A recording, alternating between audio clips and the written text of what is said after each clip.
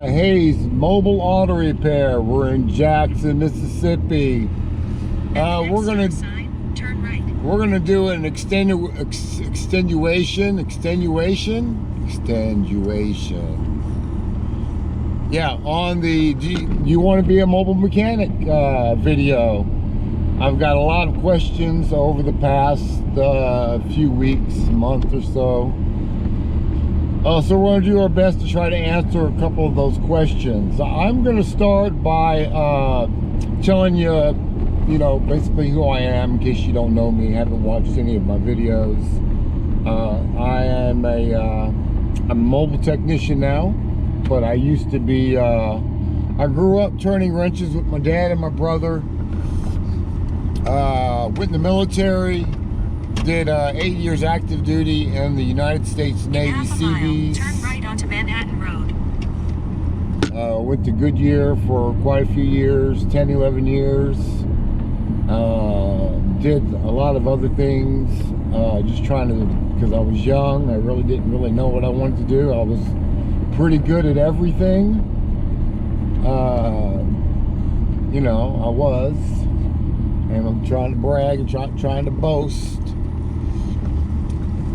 But I like hot butter on my breakfast toast. Skooker. Anyways, turn left. I did all that, and now I started doing mobile auto repair. It was back after Katrina. When Katrina hit, and I was down there working for FEMA at the time. I was doing a hazmat at the time, and I got tired of punching clocks, man, because I'm not the punctual kind of guy. If I'm gonna lose my job, I'm gonna be late. They're gonna fire me for being late, a minute late, 5 minutes late, and they'll write me up 1,000 times and say, man, frick it, we can't do it no more. That's how I'm gonna lose my job. But I hold my jobs for quite a long time. But that's how they eventually get me out the door. Should have realized it back then, but I was young and dumb. But if you're young and dumb like I was, let me give you some pointers on this conditioning. 40 hours a week. 40 hours a week is bullshit. I'm just gonna say it like that. And it's a conditioning, because back in the days we used to work 60, 80 hours a week, and then they changed the rules, OSHA or whatever, whoever changed it, and now it's 40 hours a week. We're still working like slaves. People barely have enough money to survive. You have to have 2 or 3 jobs just to survive and have a little bank account, have a little savings. $7, $8, $10 an hour is no longer sufficient in 2021. You could get away with $10 an hour back in the 80s if you're in your 20s. That's pretty good, but 2021, no, man, it's not happening. So, but I want to say, when you start your mobile mechanic business, in 1.4 miles, turn right onto Forest I'm going to tell Drive. you right now that you are going to put in some hours if you don't know anyone out here. And let's say you've been tucked away at Goodyear or Firestone, and not too many people know you out here. You're not doing a lot of side jobs. And let's say you're starting from rock bottom. That's rock bottom. You're going to be putting out some hours out here. You got to stay out here. You got to stay visible all day long. You can't go home and sit and wait for the phone to ring. It's just not going to work that way. You're not going to get up there as fast as you want to be if that's what you're going to do. Is sit home, get a job, go home, wait for the phone to ring on a hope and a prayer. You got to be out here. You got to be at the parts stores. You got to be at the gas stations. You got to sit and have your Coke at the gas station. And part stores are awesome. If you find the right part store where there's a mixture of people, black people, white people, Mexican people, if you find one of those areas, in 1 mile, turn right onto Forest Park Drive. You probably found a good part store. You don't want to go in the totally white side of town Well, you could. It's just not as good as a more versatile. Did I say that right? What's the word I'm looking for? Diversified? I don't even know. Excuse me. I'm having a brain fart. And plus, I have to get to this job. So, yeah, you want to get on a mixed community. That's a busy parts store, and you'll be fine. You just sit there and make sure you get along with the store manager. You know, be nice, don't be an asshole, because they can put you off that lot anytime. You screw up someone's car on that lot and they go in and tell the store manager or the reps in there, eventually you're gonna get booted off the lot. Yeah, they do that. If they've even done it to me back in the very beginning. I didn't mess no one's car up. It was just he was tired of me making all that money. He was hating on me because I didn't mess no one's car up. Trust and believe. He was just hating on me because I was making so much money in this parking lot. But I was buying these parts too, some of them. Anyways, that's another story, man. Man, I got bunches of them. We'll sit at the parts stores, be nice, and everything will be just fine. Hold up, I gotta take this call. Hello, it's Hayes. Hello, it's Hayes. Mr. Hayes, this is Ralph Arnold over on Rice Road. Hey, Ralph, how you doing today? I'm good. How are you doing? I'm good. That part did not come in yet. Didn't come in. All right. No, it should be. I'm expecting it to be here this evening when I get home, though. It should be in my mailbox. Okay. So, Okay. if it is, I got you on the schedule for tomorrow morning. Okay. Okay? Well, I'm glad to hear that. Yeah. We'll plan like that's gonna happen then. Yes, sir. Yes, sir. Thank you so much. You're welcome, sir. See you tomorrow. Bye-bye. Oh man, what else? What else can we talk about? We can talk about these questions. Billing was one of the questions. How do you bill out your customers? And you charge more if you're really busy. If you're really busy, do you charge more? Do you feel like you can charge more? Like if it's $100 and I'm busy, but you really need to get me now, do I go ahead and rip you off and charge you more? No, you don't do that. No, you don't do that. Especially in the beginning. You can't do that in the beginning because you got to build trust with everybody out here that you work for and the people that they're going to talk about you. So you can't say, well, he's a ripoff, he overcharged me. You don't want to start that. All right, you be fair across the board. If you're busy, you're busy. Good for you. You're making money. You don't need to make that little extra. Your main goal is to build trust in the community, and he's a trustworthy. All right, while I'm trying to remember what I wanted to say or how I'm going to say it, we're going to take a look at this Prius real quick. This one definitely needs brakes. Now, he doesn't have the funds to do everything. This side is wearing abnormal, obviously. All right, the slides were good. So we got a bad caliper, we got a bad brake line. I told him if he wants to get those done or at least checked first. And I'm probably going to check to make sure it's not the brake line. You can usually tell if it's a brake line just by simply, you know, you can break the bleeder screw and see if it drips. Or you can break it from the brake line itself, remove the caliper completely, and see if at least you have a drip. A restricted brake line, it won't drip. It'll drip very slowly, drip every 15-20 seconds. That's a restricted brake line. You need to get them replaced, more than likely.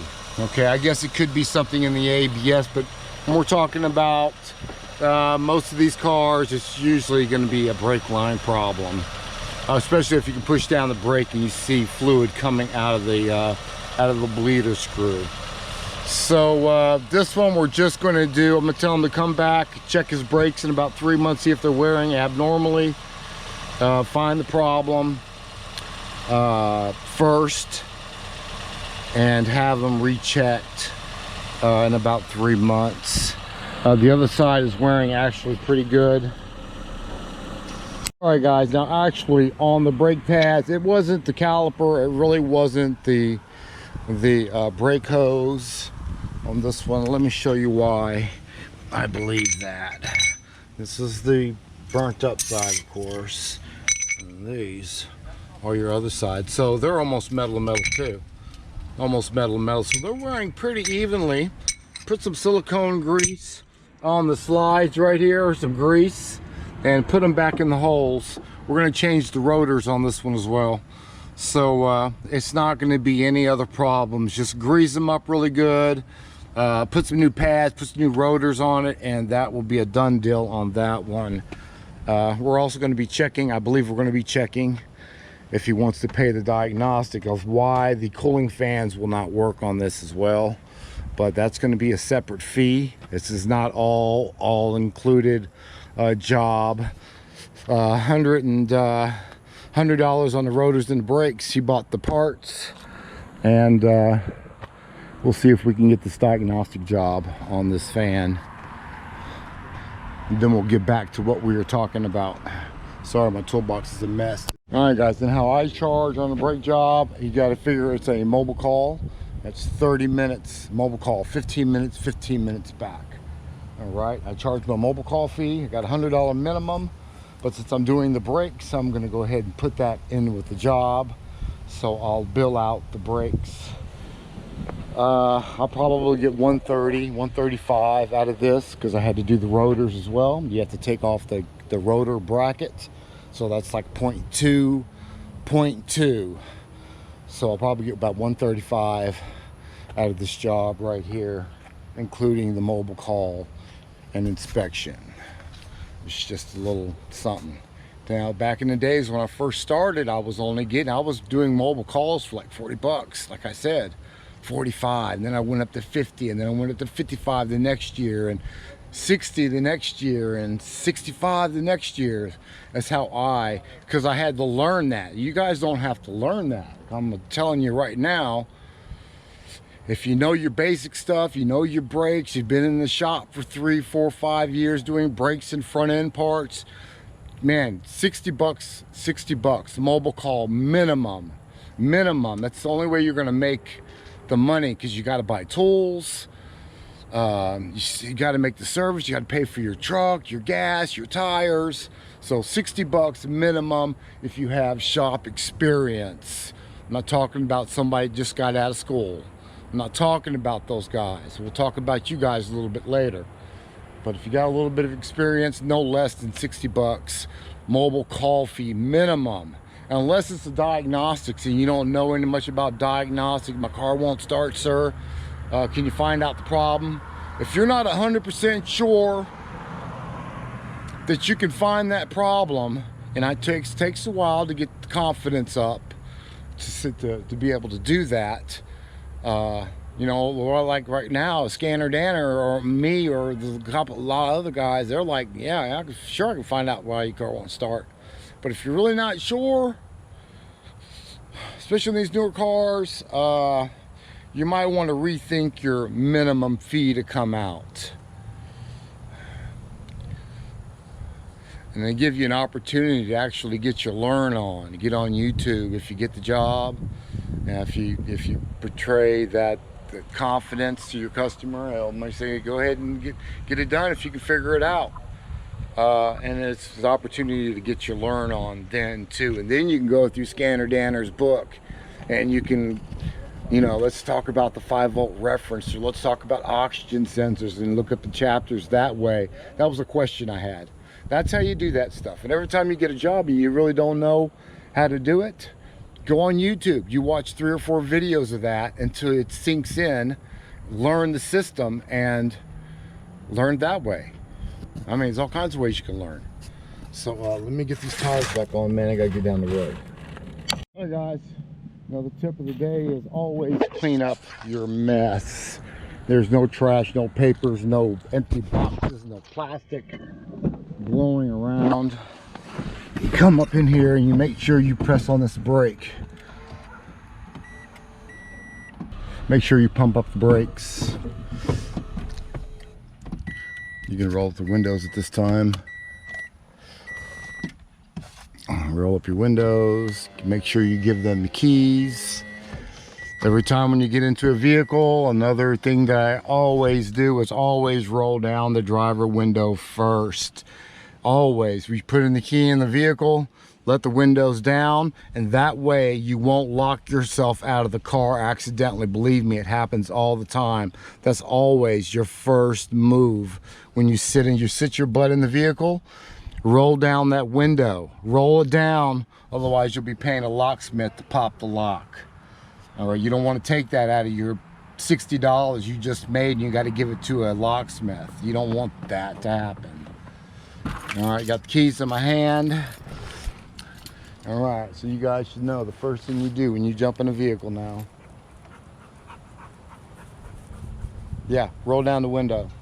I'm just saying. We can shut the hood and give the keys back. I think he's going to decline on the diagnostics, so let's go ahead and get to the next one. I'll leave the hood up just in case. Now, nowadays, once you get your name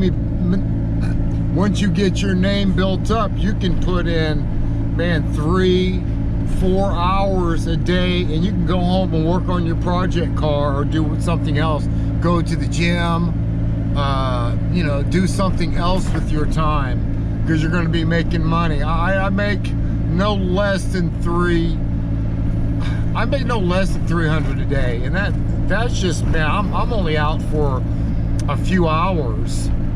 My average is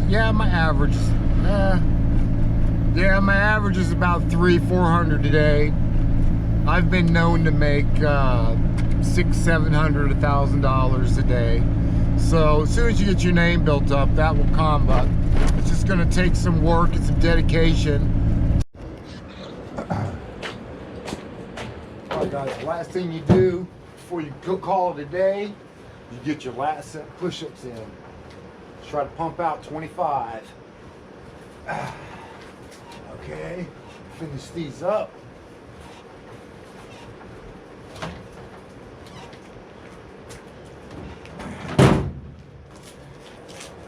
Then you do some break dancing. All right, and you're done for the day. Then you go have you some dinner. Peace. All right, guys, a little extra information here, or some extra footage. This is my Monte Carlo SS that I'm trying to restore. This is one of my investments. Give you a little quick peek in case you didn't see the other videos. There's the inside. I cleaned it up a little bit. Took the I'll be making the video on the weather stripping on this one. Haven't done that yet because I'm going to prime it first, and I got it pretty good already. A little rusty, but yeah, most of it's sanded down, so I'm about ready to prime it. Let's look at it right here. Show you that engine here. I mean, oh, you can watch the other video. It says Monte Carlo SS under my channel. I think I have 4 videos on it. When I first bought it, when it was painted, and now it's stripped down. So that's it, guys. I'm so hungry. I'm gonna go get me something to eat. Cut this grass one day. You guys ready to go get some chicken? No, let's go do it.